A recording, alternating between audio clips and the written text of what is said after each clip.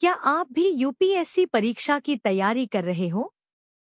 तो ये वीडियो आपके लिए है। यहाँ आपको मिलेंगे सटीक तथ्यों पर आधारित करंट अफेयर्स, डीप एनालिसिस और कामयाबी तक पहुंचाने वाली स्ट्रेटेजीज, वो भी बिना समय बर्बाद किए। तो शुरुआत करते हैं। 4 जून 2025 को बेंगलुरु के एम चिन्नास्वामी स्टेडियम में आईपीएल जीत के जश्न के दौरान मची भगदड़ में 11 लोगों की मृत्यु हो गई और 50 से अधिक लोग घायल हो गए।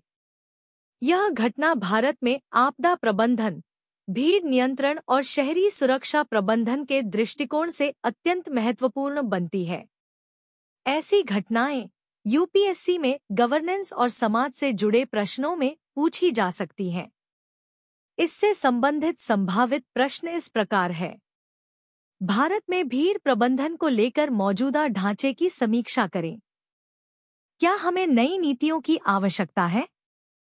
भारत ने international institute of administrative sciences यानी IIAS की अध्यक्षता प्राप्त की है, जिससे वैश्विक प्रशासनिक सुधारों में भारत की भूमिका और दृष्टिकोण को एक नई मान्यता मिली है। यह उपलब्धि भारत के सुशासन और लोक प्रशासन के वैश्विक योगदान का संकेत देती है। इससे संबंधित संभावित प्रश्न इस प्रकार है। भारत के लिए IIAS की अध्यक्षता प्राप्त करना क्यों महत्वपूर्ण है? इससे क्या लाभ होंगे? भारत और पराग्वे ने हाल ही में एक द्विपक्षीय समझौता ज्ञापन पर हस्ताक्षर किए हैं, जो दोनों देशों के बीच व्यापार, कृषि, IT और सांस्कृतिक आदान प्रदान को बढ़ावा देगा। यह संबंध भारत की एक्ट लैटिन अमेरिका नीति के तहत दक्षिण अमेरिकी देशों से संपर्क मजबूत करने की दिशा में एक कदम है। इससे संबंधित संभावित प्रश्न इस प्रकार है। भारत और पराग्वे के बीच हालिया समझौता किन क्षेत्रों में सहयोग को बढ़ाएगा? इससे भारत को क्या रणनीतिक लाभ हो सकते हैं?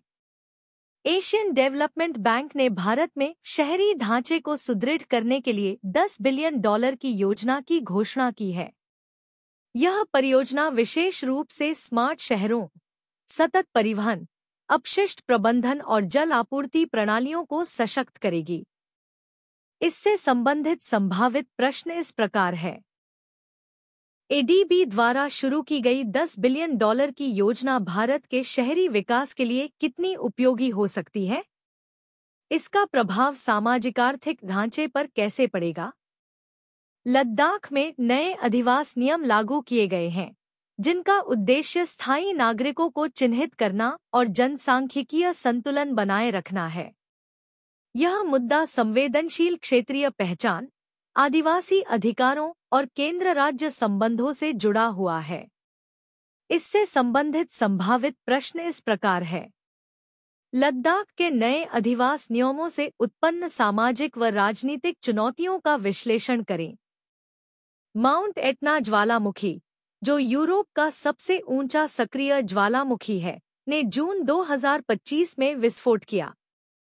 इससे ज्वालामुखी विज्ञान, जलवायु प्रभाव और आपदा तैयारी की वैश्विक चर्चा में तेजी आई है। इससे संबंधित संभावित प्रश्न इस प्रकार है।